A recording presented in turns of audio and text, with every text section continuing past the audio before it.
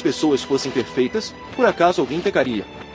Sede perfeitos, portanto, como o Pai Celeste é perfeito. Mateus capítulo 5 verso 48. Melissa tira notas excelentes na escola, seus professores a adoram e ela é super organizada. Todo mundo tem a impressão de que Melissa é a criança perfeita. Mas as aparências superficiais podem ser enganadoras. Melissa é muito autoritária e intolerante com seus colegas. As outras crianças a chamam de mandona. Na verdade, Melissa prefere a companhia dos adultos. Ela é sempre elogiada por causa da sua inteligência e equilíbrio. O que a maioria das pessoas não percebe é que o fato de Melissa parecer precoce para sua idade é na verdade uma necessidade de exercer o controle e ser aceita, o que encobre problemas mais profundos. Melissa não é a criança perfeita porque gosta de ser assim, ela é perfeccionista porque precisa ser desse jeito.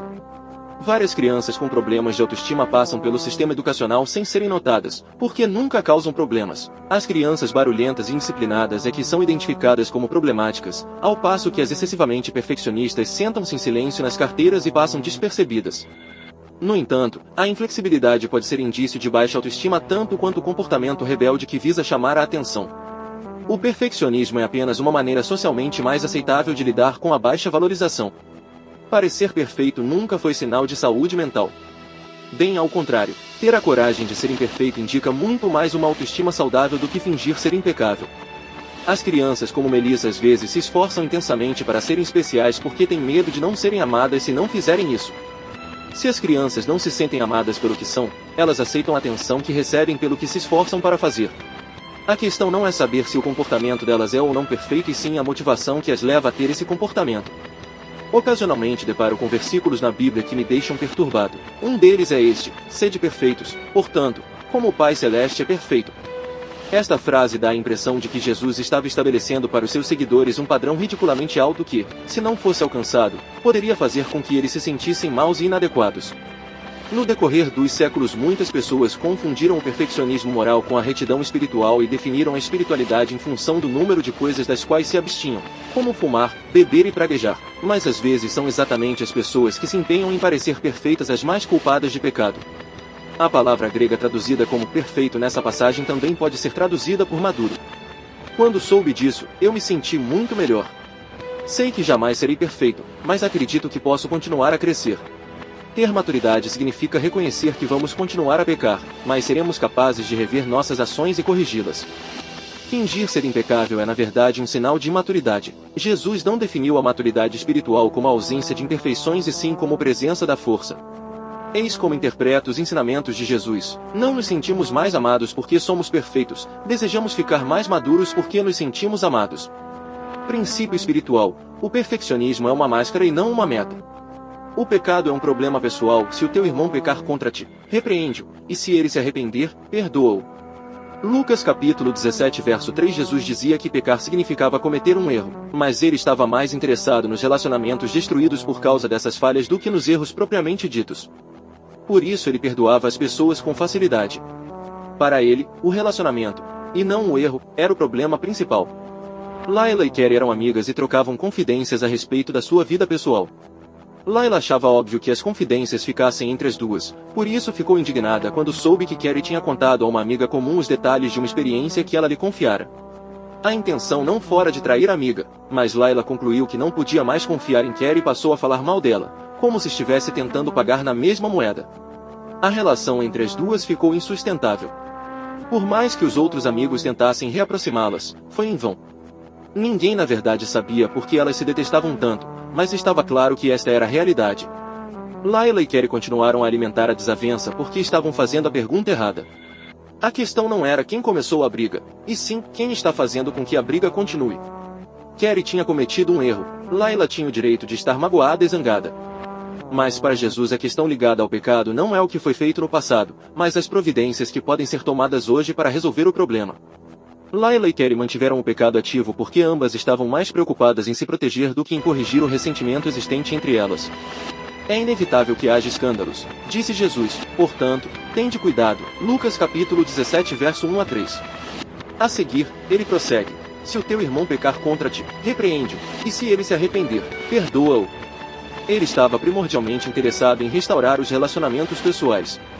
Jesus frequentemente adotava a perspectiva psicológica de não encarar o pecado como um problema que existe dentro das pessoas e sim entre as pessoas. Princípio espiritual: às vezes o pecado é um problema que existe entre as pessoas e não dentro delas. Salvação e a psicoterapia: porque este filho estava morto e voltou à vida, estava perdido e foi encontrado. Lucas capítulo 15 verso 24. Acho que meu radar está quebrado, declarou Sara na nossa primeira sessão. Radar?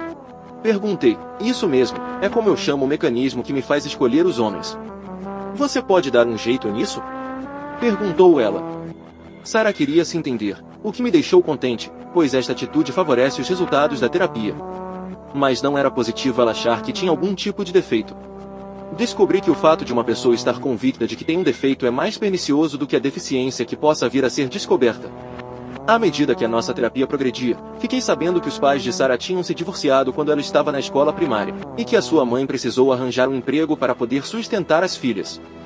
Sara buscará nos colegas de escola a atenção de que necessitava, pois seus pais não estavam mais disponíveis para isso.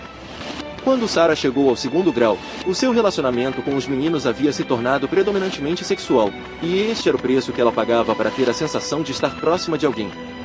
Sara passou a acreditar que a única maneira de obter o que queria era dar em troca o que os outros queriam. Esse tipo de amor condicional fez com que Sara sentisse que era capaz de conseguir atenção pelo que fazia, mas não saber se poderia obter amor por ser quem era. Percebi que durante um certo tempo Sara imaginou que iríamos ter um relacionamento sexual. Depois, ela passou a achar que eu só estava atendendo por causa do dinheiro que ela me pagava, mas que secretamente eu a considerava repulsiva devido às suas atividades sexuais do passado.